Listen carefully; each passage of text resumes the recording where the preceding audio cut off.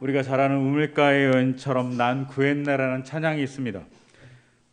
이 찬양이 나올 정도로 우물가에서 예수님을 만났던 한 여인의 사건은 너무나도 유명한 이야기입니다. 잘 아시지만 간단하게 내용을 간추리면 이렇습니다.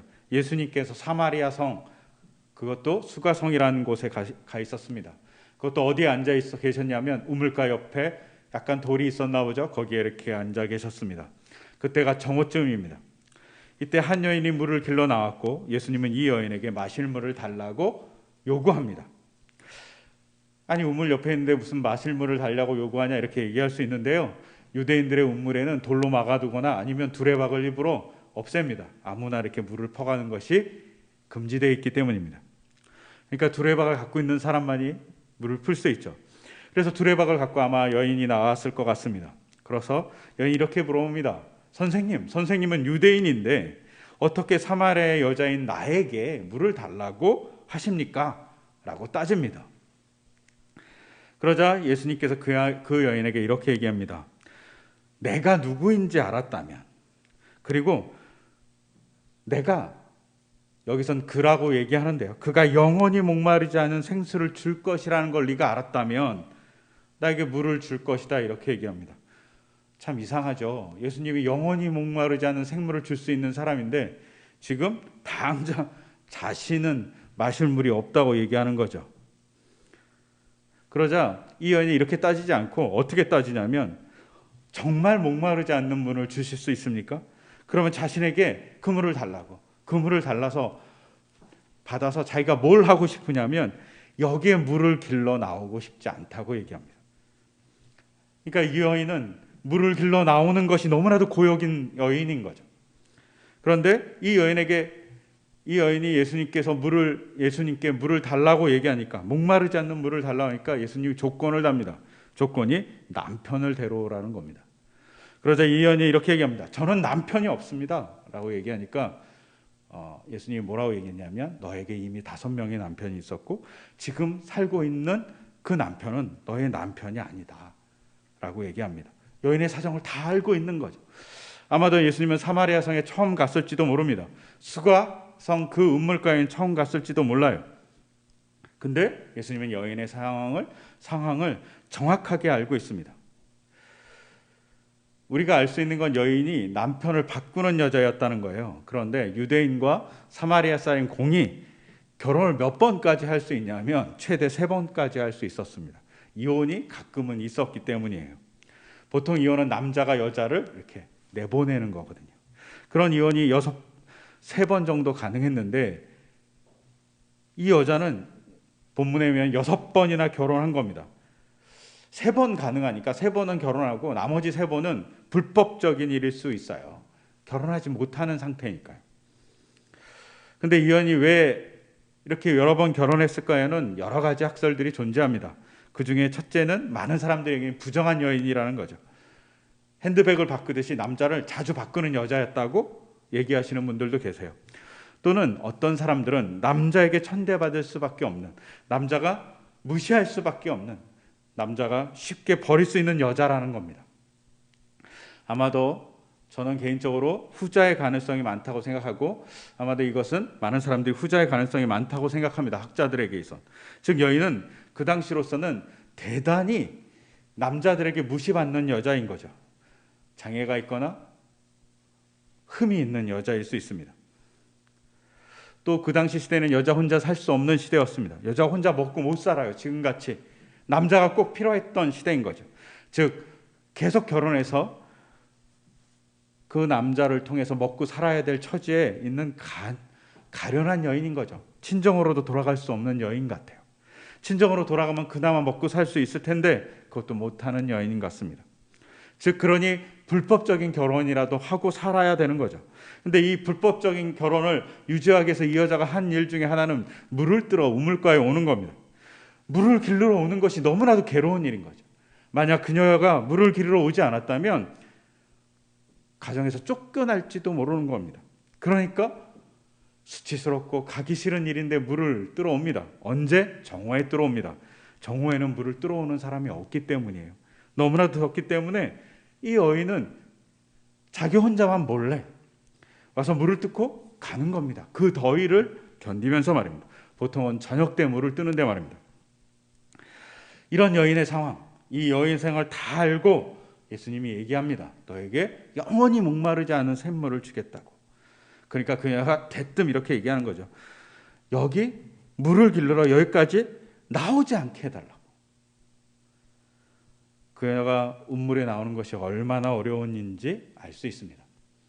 근데 예수님이 남편에 대한 얘기를 하자마자 이 여자가 다른 질문 하나와 더불어서 그 질문을 다 듣고 나서 막 돌아다니기 시작합니다. 동네방네. 그러면서 내가 한 일을 모두 알고 계시는 분이 계시다고, 이분이 메시아라고 얘기하면서 돌아다닙니다. 여러분, 예수님이 그녀의 과거를 딱 맞췄어요. 우리가 가끔 드라마나 여러 영화에서 보잖아요. 뭐 이렇게 점쟁이한테 가면 과거를 딱 맞춰갖고 너무나도 놀래듯이, 그런 거 아닙니다. 과거를 맞힌 이 사실은 단순히 과거를 맞췄다는 것이 아니라 그녀의 고통에 공감하고 있는 예수님이 계셨다는 겁니다. 그녀가 얼마나 아픈지, 얼마나 힘든지 알고 계셨다는 것을 전제합니다. 그러니 그녀의 남편에 대해서 물어보셨던 거죠. 그리고 그녀가 부끄러운 그 삶을 다 고칠 수 있고, 그녀의 부끄러운 삶이 놀라운 사람이라고 변혁될 수 있는 만남을 주시는 거죠. 그녀가 메시아의 메신저가 됩니다. 그녀가 바로 메시아의 소식을 전하는 사람이 된 겁니다. 어디에? 사마리아에 그 소식을 전하는 비둘기같이, 혹은 전화를 걸어서 모든 사람에게 알려주는 사람과 같이 알려주는 사람이 된 겁니다. 여자의 신분이 남자에게 끊임없이 버림받는 여자에서 이제는 하나님께서 보낸 사람이 된 거죠. 메시아가 인정해 준 사람이 된 겁니다. 여자의 신분이 바뀐 거죠. 예수님이 그녀에게 물어보고 그녀에게 답을 준 이유는 바로 그녀의 아픔을 공감하고 그녀의 삶의 자리, 여건을 좀 바꿔주기 위해서입니다. 그렇기 때문에 예수님께서 우물가에서 기다리셨던 거죠. 근데 요한복음 4장은 단순히 이렇게 개인의 회복만을 얘기하지 않습니다. 개인의 소외만을 해결해 주기 위해서 그곳에 계시지 않습니다. 요한복음 4장은 사실은 사회적인 집단 간의 집단이 서로 오해하고 갈등하는 것을 치유하기 위해서 가신 사건입니다. 우리가 읽지는 않았지만 요한복음 4장 초반에 보면 예수님께서 유다 지방에 계시다가 갈릴리 지방으로 가시려고 해요. 유다 지방에서 갈릴리로 가려면 직선으로 가려면 사마리아를 통과해야 돼요. 그래서 요한복음은 사마리아를 통과해야만 했기 때문에 갔다라고 표현하고 있어요. 하지만 보통의 이스라엘 사람들은 사마리아를 통과해서 가지 않습니다. 다 요단강을 건너서 동쪽으로 쭉 올라갔다가 다시 요단강을 건너서 갈릴리로 가는 것이 보통 이스라엘 사람들이 갔던 루트예요. 근데 요한복음에서는 사마리아를 통과해야만 했다라고 일부러 표현하고 있습니다. 몰랐을까요? 모르지 않았을 것 같아요. 요한 공동체는 가야만 했다고. 이 가야만 했던 필연성은 유대와 사마리아의 갈등 속에 있는 그 아픔에 예수님이 가야만 했다라고 정당한 당연성을 이야기해 주는 겁니다. 예수님이 가셔야 될 의지를 보여주는 거죠. 가야만 했다고. 지리적인 문제가 아니라 그들의 갈등이 문제라고, 그들의 아픔이 문제고 민족이 찢어진 것이 문제라고 얘기하는 겁니다. 그래서 당연히 가야 된다고 보는 것이 더 합당할 수 있습니다. 유대 사람하고 사마리아 사람하고 사이가 되게 안 좋습니다. 이거는 역사적인 배경이 좀 존재합니다. 주전 722년에 북이스라엘이 망했습니다. 우리가 잘 아는 대로 지금 우리나라가 남과 북으로 나눠 있듯이 유다라는 나라도, 이스라엘 나라도 남과 북으로 나눠져 있습니다. 그래서 북쪽은 북이스라엘, 남쪽은 남유다라고 불렸습니다. 근데 남유다는 586년경에 망했고, 그리고 북이스라엘은 722년 정도에 망했어요.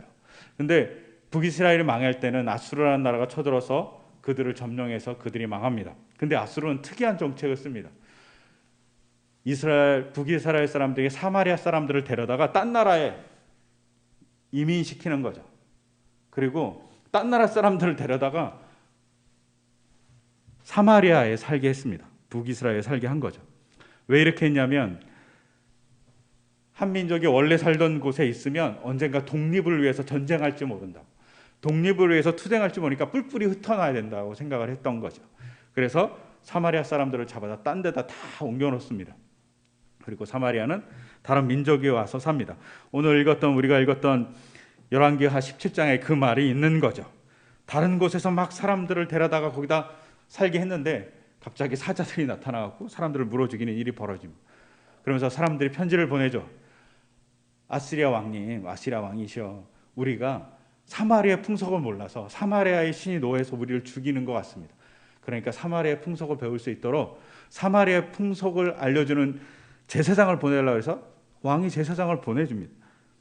근데 이 과정에서 이스라엘 백성, 북이스라엘 백성에게 무슨 일이 벌어지냐면 혼혈이 벌어집니다. 다 옮기지는 못했으니까 일부의 사람들이 거기에 살면서 혼혈이 이루어지고, 그 혼혈 과정에서 처음에는 하나님을 믿지 않다가 점점 하나님을 믿는 사람들이 늘어나기 시작합니다. 문제는 조금 남유다와 다르게 믿었던 겁니다.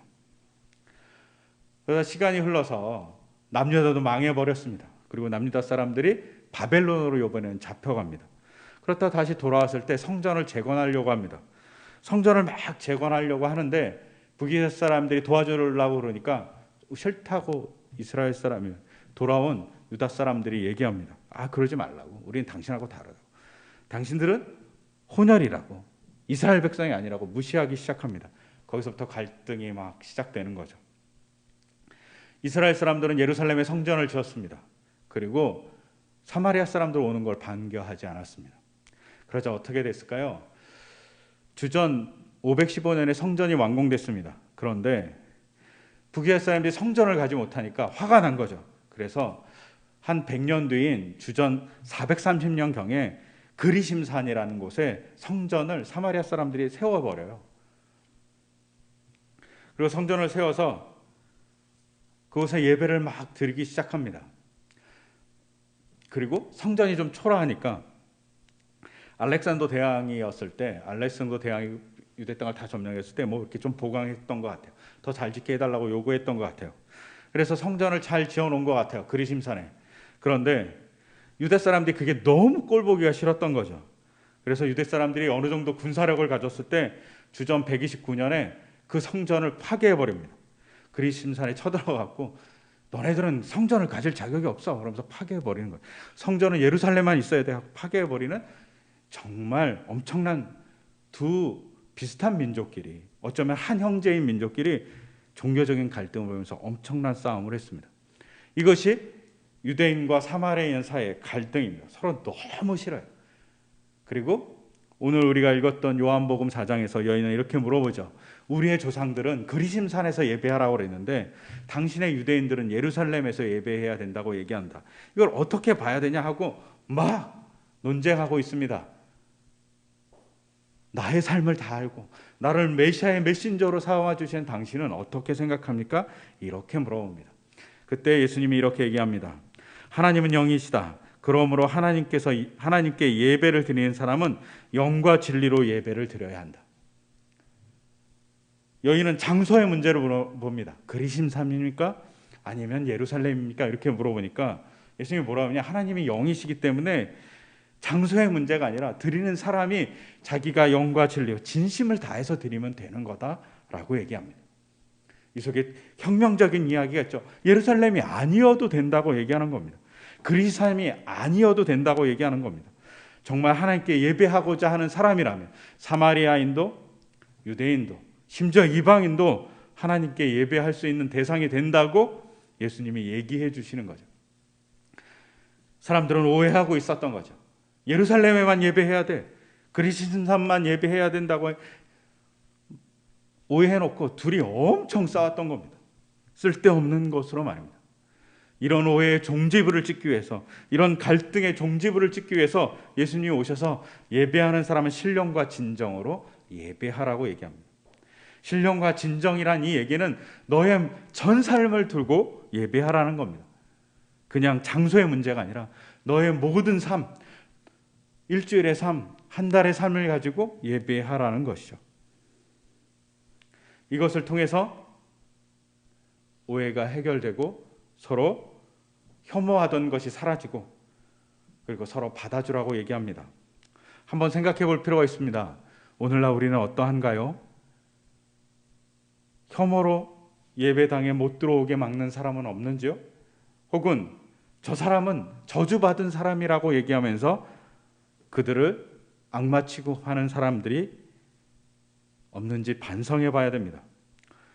정치적인 색깔, 성적인 지향성 혹은 지역에 따라서 사람들을 나누는 것, 그것이 우리의 모습이지 않을까 생각해 봐야 됩니다. 예수님은 그런 사람들을 향해서 뭐라고 얘기하냐면 신령과 진정으로 예배하기 위해서 오는 사람들은 모두 예배할 수 있다고 얘기하는 거죠. 혐오를 철폐하는 겁니다. 예수님이 원하시는 겁니다. 근데 이 혐오를 철폐하는 일에 대해서 예수님이 뭐라고 얘기하냐면 이 혐오를 없애고 모든 사람이 구원의 대상이라는 것을 알게 하고 그 사람이 너무나도 기뻐서 날뛰고 즐거워하는 일이 바로 나의 양식이라고 얘기합니다. 오늘 우리가 읽었던 요한복음의 제자들이 예수님이 우물가에 앉아있을 때 먹을 걸 구하러 막 돌아다닌 겁니다. 그리고 먹을 걸 구해왔어요. 사마리아의 동네에서 유대인이 얼마나 힘들었겠어요. 근데 애써서 구해왔는데 예수님 잡십시오 얘기하니까 난 이미 밥을 먹었다라고 얘기하는 겁니다. 그러자 제자들이 뭐라고 그러냐면 누가 먼저 줬어? 제자들은 뭘 하죠? 경쟁하고 있어요. 그랬더니 예수님은 뭐라고 얘기하냐면 하나님의 뜻을 행하는 것, 하나님의 일을 하는 것, 그것이 나의 양식이라고 얘기합니다. 예수님이 혐오를 철폐하는 것, 모든 사람을 구원하기 위해서 그 일을 행동하시는 것이 바로 예수님의 양식이라고 얘기하고 있습니다. 예수님의 양식을 잘 우리가 봐야만 합니다. 현대교회의 양식은 무엇일까요? 그리고 만약 현대교회가 혐오를 얘기하고 배척을 얘기한다면 그것은 이 요한복음에 의하면 하나님을 굶기는 일입니다. 우리가 하나님을 굶기죠. 아니면 우리 자신이 굶는 사람이 됩니다. 영적으로 혐오를 만들어내고 가짜 뉴스를 만들어내는 이것들이 우리가 그렇게 만들어가는 일이라는 것입니다.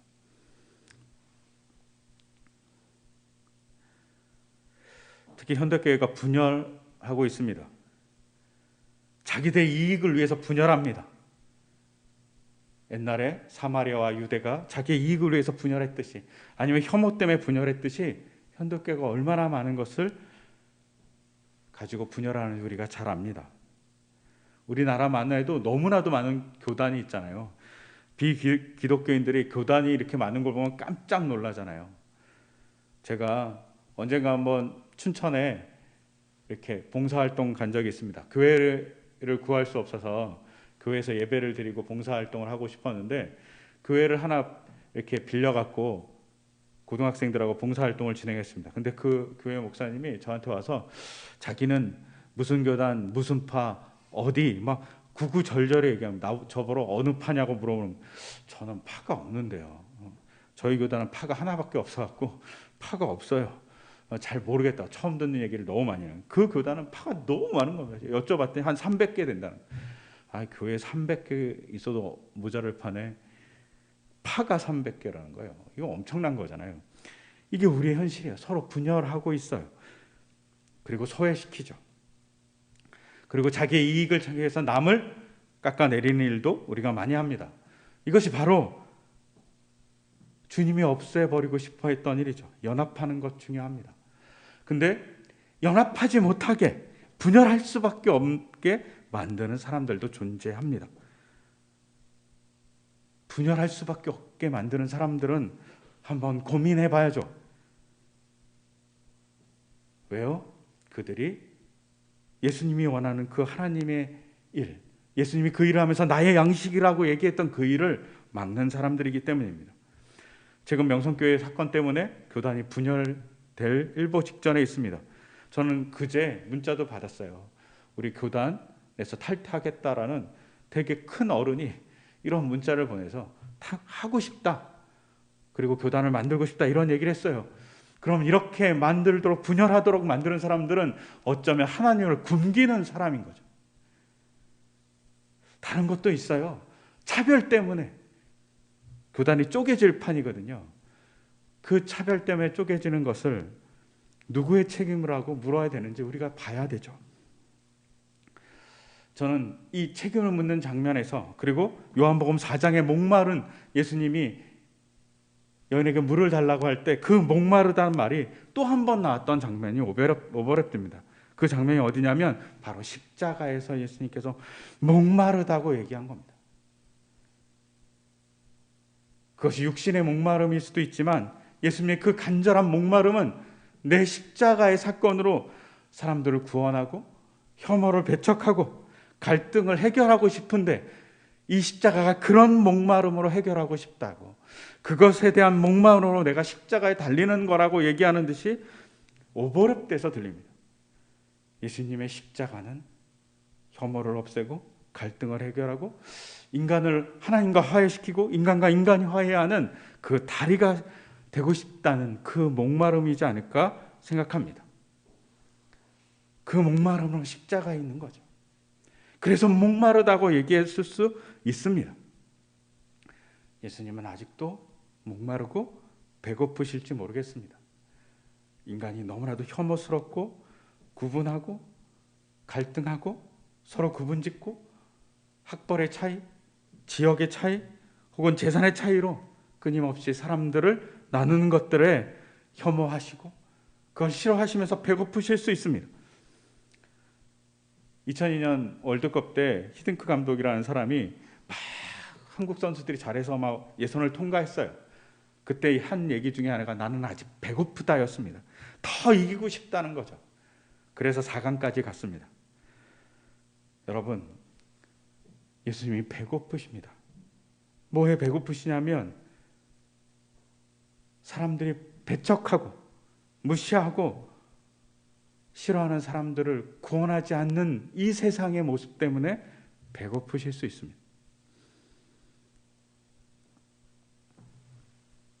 이것을 철폐하고 무시하는 사람들, 그들을 받아들이고 같이 안고 화해하는 것, 우리가 가져야 될 일입니다. 그때 예수님을 우리는 배부르게 만들 수 있습니다. 예수님을 배부르게 만들 수 있는 사람들이 되어갈 수 있도록 우리가 평화의 도구들이 되기를 소망합니다. 그리고 그것을 통해서 하나님의 역사를 이뤄가는 우리 어울림 공동체, 또 한국교회 되기를 간절히 소망합니다. 그 소망을 담아서 이 시간 제가 기도드리겠습니다. 하나님 아버지, 사마리아에 있는 수가성의 한 여인은 모든 사람에게 버림받는 여인이었습니다. 그 여인을 일부러 찾아가시고 일부러 우물가에 만나시고 그 삶의 모든 것을 아시면서 그 여인의 삶의 자리가 메시아의 메신저가 되게 해주셨습니다.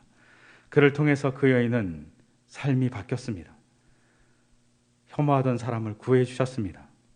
또한 사마리아 성에 일부러 가셔서 유대와 사마리아가 서로 갈등하는 것을 보며 안타까워하셨습니다. 진정으로 예배하는 자가 주님을 예배하는 것이지 장소의 문제가 아니라고 얘기해 주십니다. 주님, 그것을 통해서 유대와 사마리아가 하나 되기를 소망하셨던 주님의 애타는 사랑의 음성이 들립니다. 그 음성에 우리를 바라봅니다. 우리는 분열하고 있지 않은지요? 우리는 혐오를 조장하고 있지 않은지요? 그리고 구분을 조장함으로 주님이 그렇게도 기뻐하셨던 혐오를 없애고 구분을 없앰으로 내가 배부르다고 얘기하셨던 그 기쁜 탄성을 우리가 없애고 있는 건 아닌지 바라봅니다.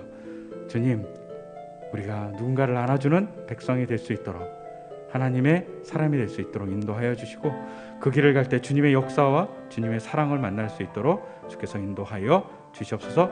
이 모든 것 주 예수 그리스도 이름으로 기도드립니다. 아멘.